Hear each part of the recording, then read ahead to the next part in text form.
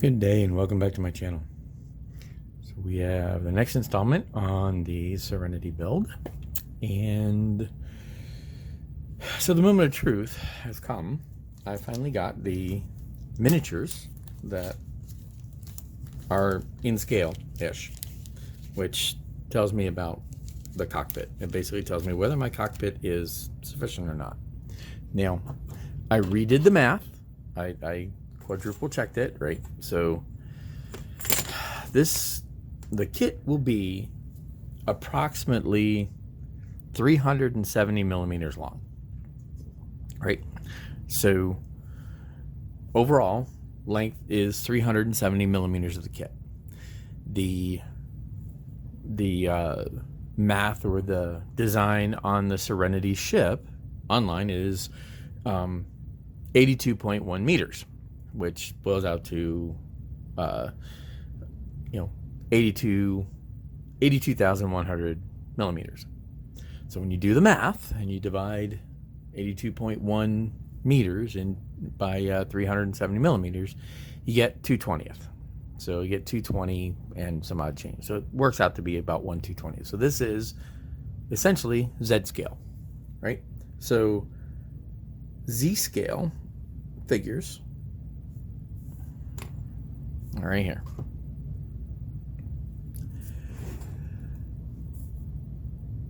They're close. They're closer than I thought. The chairs are big, but let's take one guy off.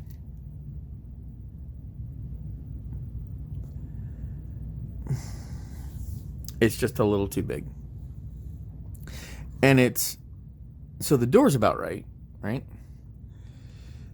The console widthwise is right, but the height and depth are not.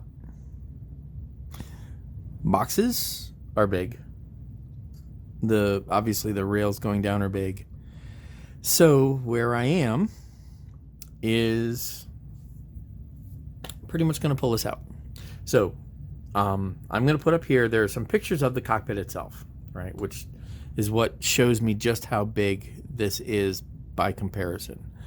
So I'll put those in here.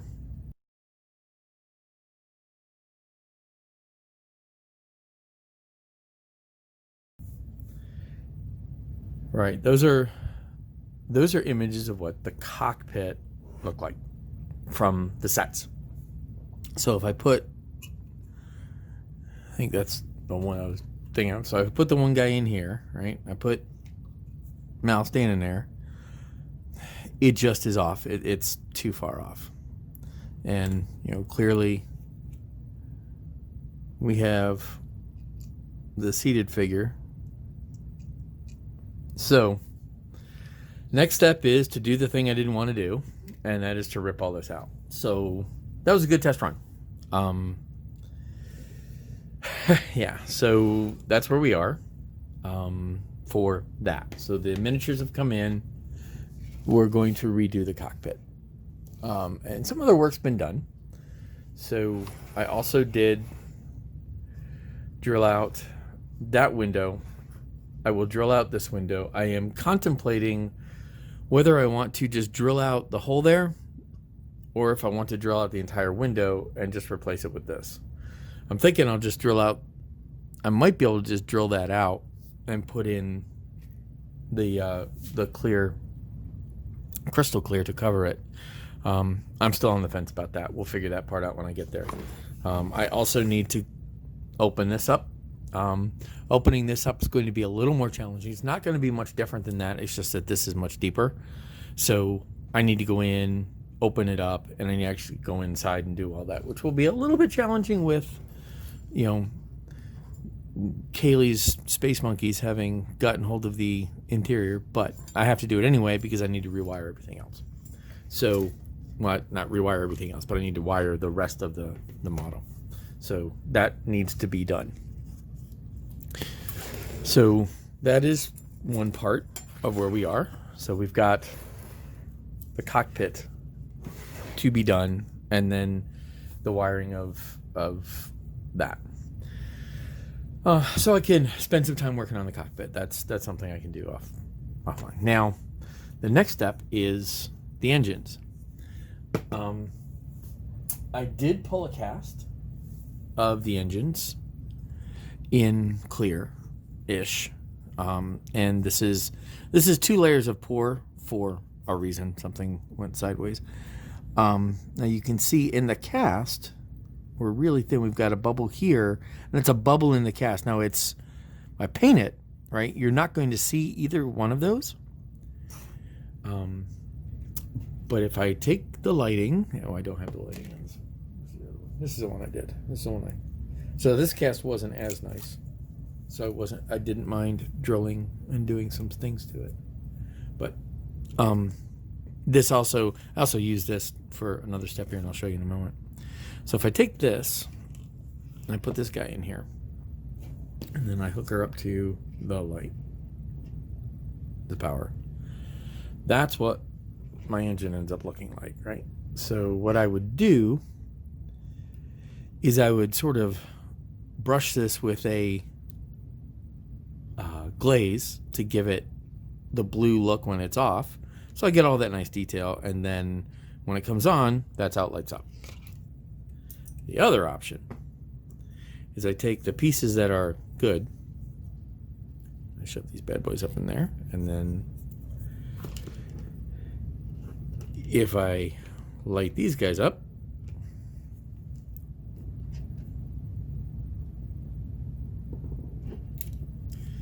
it glows similarly, just not as brightly.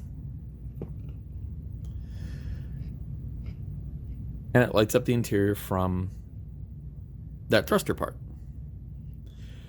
The current mindset for me is to do this.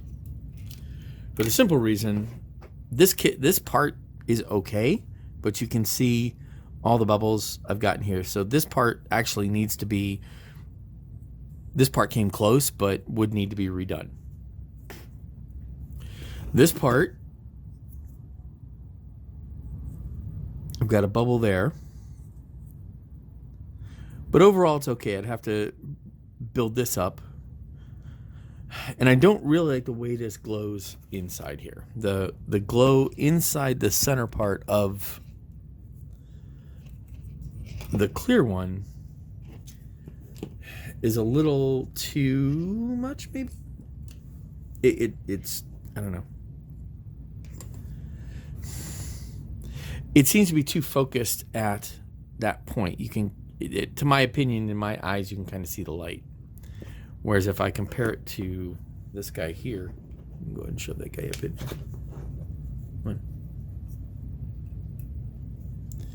Whereas if I compare it to that one in there, it looks a little more internal to the engine. I mean, what I should do is I could rebuild the whole thing, and that's, I think, a little more than I want to go to. So that's the direction I think I'm going to go with that. In addition, I will have the red and green navigation lights here. There are navigation lights underneath the front of this, and I probably will not put those in simply because, given the brightness of this and how much work it is to actually make the thing, even the 1.8 millimeter lights work, it's a little much. So I think I'm not going to go there. The last bit is a little bit of testing. So painting. I mean, I know I'm going to be painting here in a little bit. So I took a model that's been sitting on my shelf for 20 something years, 30 years. This was the first edition of this Klingon Bird of Prey that ever came out on this size. And it's been, I put it together when I was, 12, 15, 20, whatever, before I actually paid attention to doing models. But this makes a nice base for what I want to do, to give me an idea of the paint scheme. So what I did was hit it with bulk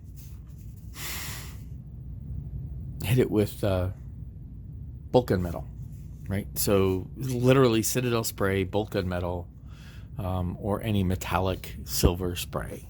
I like bolt gun metal because I'm used to it and I know what it does. And then I hit it with some glazes, different layers of glazes, just to see what it would do. So like this here is Drakenhof Nightshade in there. And yes, these are Citadel colors. So the purple is Druchii Violet, excuse me. So it's Druchii Violet. The blue, so this here and this here are Drakenhof Nightshade. And this, those really subtle blue lines that are around the base and in different highlights areas, especially of the cargo hold, this is looking really close to what I need. Now this was one layer of Drakenhof Nightshade. This was 3. What I also did is these here is just trying to dirty up different panels in Agrax Earthshade and Nuln Oil. So those of you who are familiar with gaming paints are too. Now the other thing I also have sitting around is this Nighthaunt Gloom technical paint. So I tried this out here, and you can also see, so there's the stripe, the one stripe of the Drakenhof Nightshade, and this was me making a stripe with the Nighthaunt Gloom. And when I look at how this all works together, I'm thinking I'm kind of sold on the Drakenhof Nightshade in 1 or maybe 2 layers. You know, so just mask it up and then put that on, let them dry, and then seal them. And then I can use the Agrax Earthshade, which is these brownish colors, and then the Nuln Oil, which is the darker one. I did do some panel line detailing here just to play around with it and to try it out. Also, Vallejo's Cavalry Brown. Now this one, this is the Vallejo's version of this. Anyway, this color I like. It's a very useful, very, very neutral color. It does a lot of shading. It does a lot of highlighting. It's very, very versatile. So this is these panels here. Now again, in the show there's red highlight paint on the upper ring and a couple other things. It's really chipped, almost Boba Fett Slave 1 chip worthy level of painting, or a level of chipping. So this was just laying this out one layer. Now all of this was hairy brush too. I did all of this with a hairy brush. I didn't have to crack out the airbrush to do any of this, which is kind of where I want to go with it. And then just went to town playing with what it is. Now this here, it gives me the panel lines to play with. I played around with just transitioning on a flat panel without panel lines, using the panel lines. It ended up giving me, a nice test base for what I want to go. So this here, this color, is pretty close to what I see for Serenity. So that's what we're gonna do. So we've done our testing, we've done our pre-work, and then we have found that we need to redo things. So next up, I'm going to rebuild the cockpit. I'm going to pull out the pictures of the cockpit again and rebuild them and just start cobbling that back together. In the meantime, I'll be looking to do what I need to do to wire up the engines, put the engines together so that I can put those on, slot those in, run all the wires together, and then mount them in. So lots to do. It was kind of frustrating because I've been waiting for these miniatures for multiple days. They were supposed to be here like 5 days ago, but I have Wash, I have Mal. That could be Zoe or Kaylee, but I'm good to go with Zoe there. And I think I'm good there, right? So I could park Mal on one of the chairs, or this could be Mal standing. It'd be easy enough to just give him the coat. So it worked out. I just need to redo redo what I have. And with that, I will stop waffling on, and I will get cracked into rebuilding the cockpit from cardstock now. Since I'm going to light it from the top, I don't think I'm going to bother lighting up or trying to light the consoles. So I just don't think it's going to work at that scale. So I'll just light it from the top using the surface light, and we'll go from there. So there we go. I will, again, like I said, stop waffling on, and we will move on to our next phase. And I hope this is helpful, and you see some of the thought process I'm going through and the choices I'm making. So with that said, I will say happy modeling, and talk to you next time.